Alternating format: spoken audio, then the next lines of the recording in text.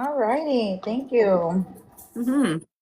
Well, I guess you can say, of course, when I was younger, I had the little six pack. I worked out. I was nice and skinny until like 20 years old. After I had my kids, I gained 75 pounds.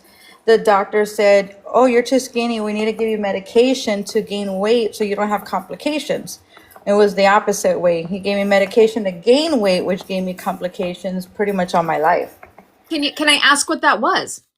I was young and naive and didn't know. I was just like wanting to take what I had to make my baby healthy, and myself. So, I but I got you. remember taking a couple of different pills. I didn't have nothing wrong with me though. It was just because I was skinny, supposedly. So he wanted you to get some meat on you so you could be healthy. I gotcha. Okay, so after you did that and you had your babies, you ballooned up. Is that right? Yes, ma'am, that's right. Sorry, I'm all calling you ma'am. That's okay. I love it. So yeah, I mean, I gained 75 pounds, had to get used to that. I had people say, you actually look pretty good and curvy compared to, what you were. So I'm like, I rode with it. But then, after like 20 some years, life happens. I went through stress, went through, life struggles, kind of let myself go. Yeah. And so I've heard women say before they let themselves go. I didn't know until I knew. Hmm. But then I mean, that's with, in general life, family members, kids, boyfriends, everything in general. So that's when I started having to start looking into things. I got diabetes, I got high blood pressure, malignant high blood pressure. My blood pressure didn't want to go down. They were trying to put, I mean, cholesterol, everything. They even told me, you're going to have a heart attack. So how high of a weight did you get? Well, maybe the highest was probably like 230, 235. But again, I'm 4'11". I'm real short. Hmm. And for my body, maybe even my genetics, it just wasn't good. Some Yeah. people at my weight didn't have nothing wrong with them. Right. So is your parents overweight or struggle with diabetes or cholesterol issues? No, actually. Yeah. Yeah. Yeah. And so let's go back to, let yourself go. Sometimes we say that, and it's not necessarily the case, but what does that mean to you when you said you let yourself go? And I know you said, you got life and you got kids and you got boyfriends and you got this and that. So what does that mean to you when you said let yourself go? So when I say let myself go, I have a little bit of an eating disorder, not too much, but I run to food when I get nervous or I have things on my mind. Hmm. And unfortunately, sometimes my body tends to really enjoy it when I'm eating and eating and eating and eating just to get my mind off things. And there's only been out of, 20 years or whatever, maybe two or three times that I overate to the point where I had gotten sick. But again, I was overeating just because I had a lot of stuff on my mind. So when I say letting myself go, especially being a parent, two boys, adolescents, wanting to just run around and stress me out. I'm worried about them. And I was always worried about everybody else but myself. Yeah. So that's what I mean, when I Yeah. kind of let myself go. Yeah. You put yourself on the back burner, right? Yes, ma'am. Yeah. I hear you. And comfort, I mean, for all of us, I think we can agree in the chat, especially when not being treated. Food is a comfort. And food is supposed to be, listen, food is supposed to be enjoyed, and we're supposed to have a good relationship with food and enjoy food and get excited for food. That's not the problem, right? It's when our body's not working correctly, and then it kind of just creates this, other spiral that we just start to like get our main comfort from it, unfortunately, because it becomes our friend, right? It becomes our parent, a mother, it becomes our boyfriend, it becomes this comfort that we can't get. Yes. Yeah, it's crazy, isn't it? Yeah. So I find that to be interesting. So what was like the breaking point for you? Well, I mean, I could tell you what my relationship with food was pretty much. Growing up, my grandmother raised me, so she cooked a lot. Hmm. And I mean, still to this day, cooking, I think cooking at home versus going out to eat all the time is a little bit better. And maybe the foods didn't have the same thing they had in them before. And, she would always cook what I was used to, your protein and your little bit of carb, like just, the natural meal. But I was never educated on how to eat, what's good for your body. I had to educate myself. And like you said, trying all these different diets, trying to do everything you can. After a while of studying and looking into different diets, or at least for me, you put two and two together of what's good for you, what's not good for you. You listen to your body. And so I try little supplements, vitamin D, all these different fish oil or whatever's good for me. And I figured it out little by little. But of course, it took many, many years. And so I started looking into this medication. And I talked myself out of it. I don't know how many times, but it did look intriguing because of the success rates. But they were talking about all kinds of stuff that could happen. And so finally I did it. And the first time I did it, it was the compound version. Okay. I started having heart palpitations, really bad anxiety. I couldn't sleep. And I was like really trying to push through it because I was like, it's going to be in my system for a week. Now I'm going to have to deal with this. Yeah. And that was my first, so I got off. But I decided to do it again. And I figured maybe the name brand would help. And so it did. And it's been going on 2 years now. I'm a slow responder, but that's why I say I embrace the plateaus because let me tell you, I'm trying the protein, I'm doing the vegetables, I'm eating the best I could, keeping the calories low. One thing about me is when my cortisol levels are up, which you can get from many different forms, being stressed out, it's like a poison excreted into your body, so that's not good. I was just trying to keep my nervous system down, trying to drink a lot of water. What's it called? Exercise. Oh, so one of the things that was elevating my cortisol was stressing out because, sorry, was because every time I would go to the gym, I would find an excuse not to go, even though it was down the street. And with just a little bit of stress I had because I didn't go, I mean, it bothered me because I was like, man, I'm falling into these habits. I keep making excuses. Well, you know what? I would have made my own gym in my second room. I got a sauna.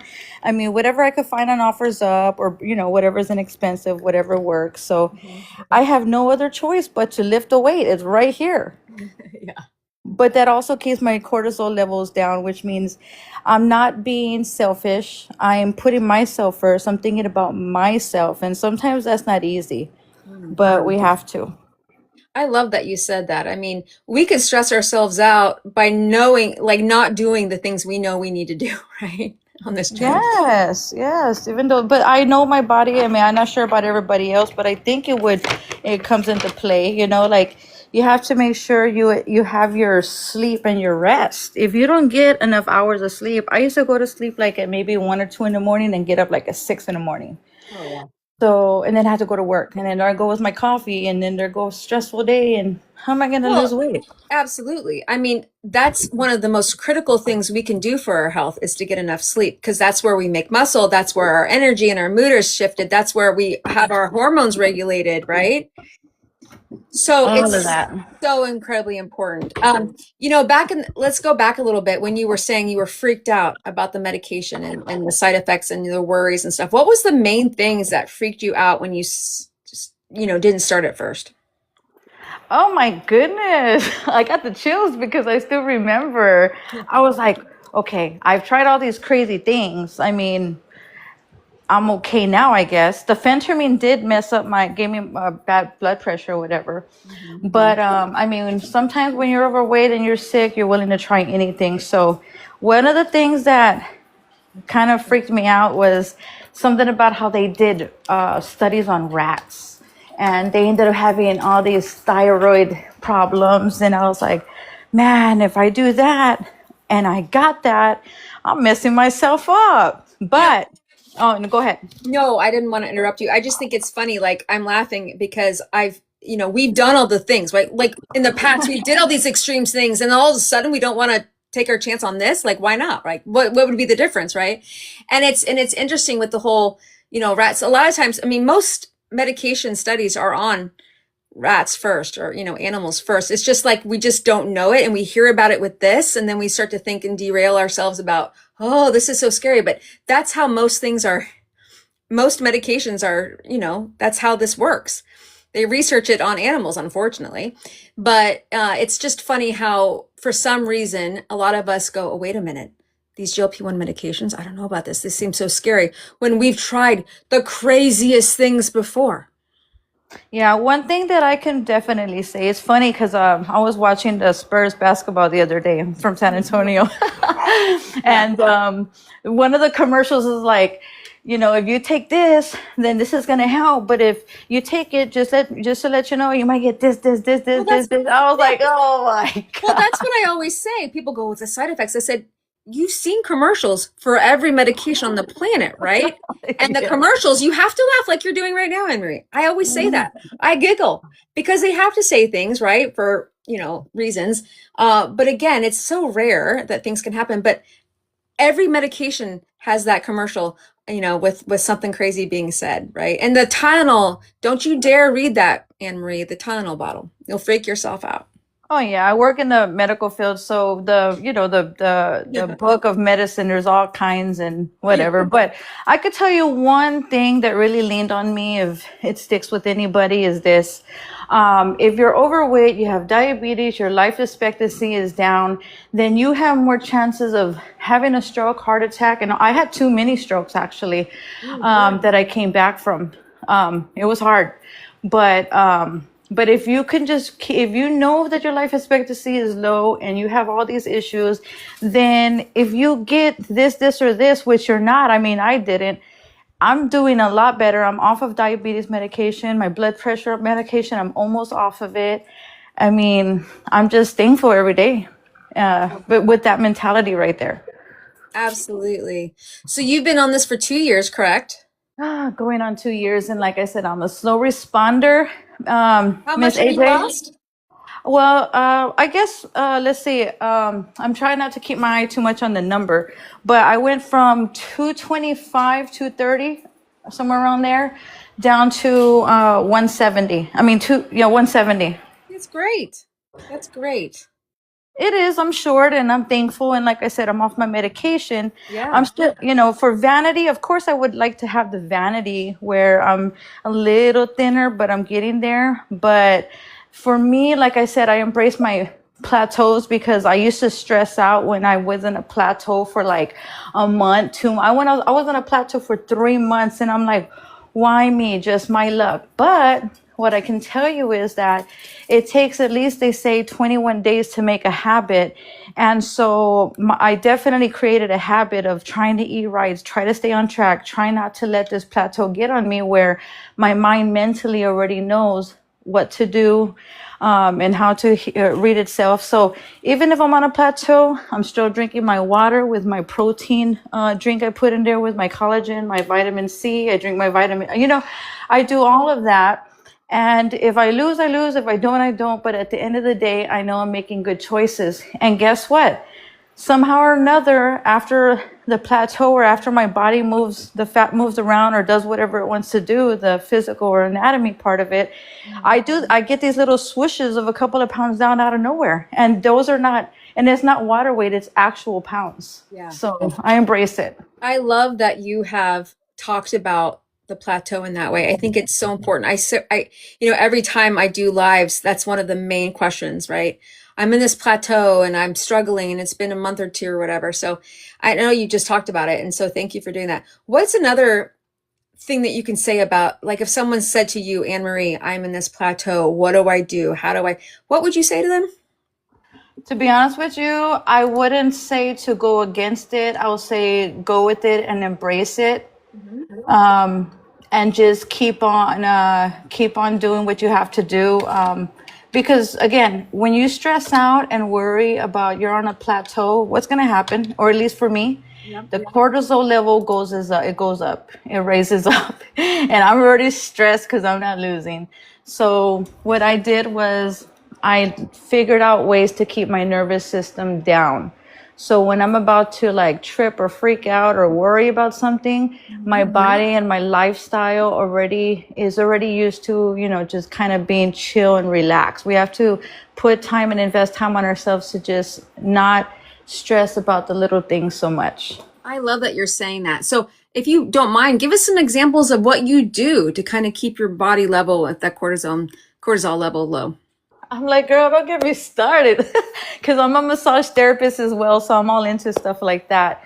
So I'm currently looking into one of those massage chairs where you stick your whole body, your legs and all that. But I have a recliner and I have a little heating pad. I have an eye mask that massages my eyes, my head, my temples. I have a massager. You stick your feet in and it compresses and massages. I have heated blankets. So that in itself, it just relaxes you. Yeah. I don't know. That's just me. I love that. I love that you do that. I love to see people's ideas of helping their body regulate and to keep that cortisol level down. I think it's important. So if that's what you do, I love it. I've been in one of those chairs. Whoo! Sometimes I have like claustrophobia because it like gets on my calves and doesn't let it go. Oh my God. Yeah. But that's so awesome. Anything else you do to help with feeling balanced that way? Well, you know what? I've noticed that exercising, just living yourself, I guess, in general, but after exercising, lifting weights, loving yourself, keeping your nervous system down. I mean, I still do a lot of studying and what's going to work and what's not going to work. But sometimes life gets hectic and busy, with kids or family or everyday things. Not everybody has the luxury to have, some time for themselves. So I think that's the most important thing. Like you got to learn how to really just love yourself and not love yourself, but love yourself. Take the time to just listen to your body, your mind, your body, put yourself first. Yeah, absolutely. I love that. Thank you for sharing that. It's so helpful, right, to hear other people's perspective on this. It's true. It's hard. It's hard to do that because we naturally are, negative towards ourselves all the time, isn't it? I mean, we sometimes treat ourselves worse than anybody that we love, right? Oh yeah. I mean, some people can probably, some people are real busy and they have a hectic lifestyle, so so I mean, it works for them. But I mean, it used to work for me back in the day. It's just, I guess, you know what? When you get older, I really think that that's a thing. Things kind of slow down. Yeah, that's true. So what are your new little mini goals? Do you have any goals for yourself set or anything that you are thinking about for the rest of this year that you want to attain or do? See if I can remember what that was. So at first, of course, I was sick on all kinds of medications on the verge of having a heart attack. So I was focused mostly on the diet and eating, right? Now I have another goal. Can you hear me? I can hear you. Yep. Okay, so yes, so now I'm at the point where, okay, I kind of have my little habits down that are healthy. I'm almost off my meds. Now I need to, as much as I say, love yourself, embrace yourself, put yourself first, I need to start doing better at that. I'm not gonna lie. Because again, I go out and buy some clothes and shoes. I'll spend, I don't care how much money on my kids or grandkids or whatnot. When it comes to me, I'm looking at these expensive shoes or this outfit and I kind of feel like something's not right. So I need to start putting myself out there more, learning who I am now with a smaller body. I do notice that men, and I'm single still, I do notice that men look at me now. Everywhere I go, they gotta stop and look, and I'm like, oh, I forgot about all that. And I don't know how to take it. know, right? Yeah, but don't get me wrong, I like it. I mean, it's really good. It's a reminder that I've done the best that I could and stuff like that. So, Love that. so that's my goal, to put myself first, be happy, learn how to, be comfortable in my new body and my new skin. I love that. Thank you so much for sharing. I love You're that. It's so welcome. wonderful. And before we end, I just want to reiterate the strokes that you had. Can you share a little bit about that and how you felt and when that was and what you've done since then to kind of, I don't know, live through that or get through that? Yes, yes, of course. So I didn't know there were strokes, and I forgot what they call them. It's the TIA or CVA, the cardiovascular accident, or the one of those, which means it's kind of like it's not like a one of those big strokes that they can detect like off of a monitor. It's one of those where you have it, but they can't they can't tell. So I went to the hospital. I had a really bad headache. I was throwing up. I was urinating on myself. And then they did the stroke test and they're like, oh, you're okay. They sent me home. I'm telling you, that day I thought I saw God driving over there. But What did you do when you sent home? Did you say, excuse me? Excuse me?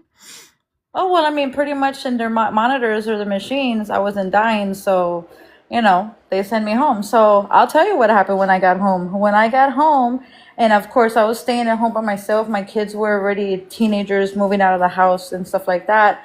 I was stuck in bed for a week. 1 week, I couldn't get up. I could barely get up to walk to the restroom. Um, but that was only 1 week, and little by little my blood pressure got came down, and I pushed through it, right? So about maybe 3 or 4 months later, it happened again. My blood pressure went high. I couldn't move. I had really bad vertigo, vomiting. Went to the hospital. They did something to help my blood pressure go a little bit down. So I'd say they sent me home. Well, I was stuck in bed for a month this time. I couldn't get up. I was in a room all by myself. I don't even remember eating. I don't remember nothing. Hmm. But then after a month, I was like, I'm tired of just being able to get up while holding onto the walls just to go to the restroom, which was a couple of feet from my bed. And so I said, you know what? I'm going to get up and walk to the kitchen, wash the dishes. I'm going to go outside little by little every day to go get the mail from the mailbox. After I got the sunlight, walked to the mailbox, that was a victory. I said, you know what? I'm going to have to fight. I'm going to have to fight. So little by little, I started pushing and pushing and pushing. Yes, I got sick, but I was like, okay, either I'm going to die or I'm going to stay like this or I'm going to push through this. And you know what, to be honest with you, Miss AJ, I think that I've just been going and going and going since then. Hmm. Crazy. Well, you're a fighter for sure, girl. Thank you. And I think that you, like you say, whenever you do motivate a lot. That's why I stick here with your channel, because whenever you say move, that ain't no joke. Move, dance, bend over, stretch, whatever, just move. It's so vital for our health. Incredibly. Once you don't move, guys, if you stop moving, you're going to go downhill, period. End of story. Yes, ma'am. Motion is lotion. That's So, no lie. right, no lie. So, from your experience, okay, what would you tell someone if they were scared to start this journey on this medication? What would your go-to say? What would you say to them? Well, first off, like you said, if they're scared, what does that mean? It means that you're still alive. You're still alive to be scared. Good. That's an emotion. Let's be scared, happy, and all the mixed emotions all together. But for the ones that have medical issues like I did, and your life expectancy and all these other things could end up happening, then how are you going to be scared of taking this with some side effects? Get over it. The long term is going to, I promise you, it's going to be good. The worst that could happen is you're gonna your life expectancy is gonna be the same as it is. Right. Yeah. Take a chance. Put your big girl pants up and try it, right? Yeah, I tell you, like I said, the first time I tried it, I got sick, had heart palpitations. I don't know if that was my anxiety and all in my head, but I tried it again, and here we are. Here we are. Yeah, absolutely. So I always like to end on a non-scale victory. You can talk about some crazy ones you've had, some life-altering ones. You can talk about little one. Do you have any fun non-scale victories you want to share really quick before we go? Well, okay, wait a minute. I gotta be careful what I say. I was gonna say something about, I haven't been with a guy since, so I don't know. We'll find out what my non-skill victory is then. Woo! I hear But, you. but what I can tell you is it feels pretty good to have a neck. I didn't have a neck. Now I can see my collarbones. It feels so good. That's one of the biggest. I think we can all relate to that as women, right? Yeah. You want to feel pretty here. You know, just like I get it, right? That's so fun. And I'm so excited for you. Well, how old are your kiddos? They're 25 and 26 now. Two Okay. boys. Okay. Still trying to give me a hard time, but no, I'm not gonna let it. I know. I love that. Well, I'm so happy for you. I can tell you're going to be successful. You are successful. You're going to have a wonderful future ahead of you. I'm just happy that you came up and shared your story with us. Thank you. I'm happy you're here, and I'm happy you have everybody in the chat here because I do check on you every so often. Yeah. Well, thank you for coming in, Anne Marie. Anything else you want to say that we didn't cover really quick? No, ma'am, you're on point. Thank you so much. You're welcome. I'm going to let you down in the chat, okay? Okay, thank you. Have a good one. Bye. Bye.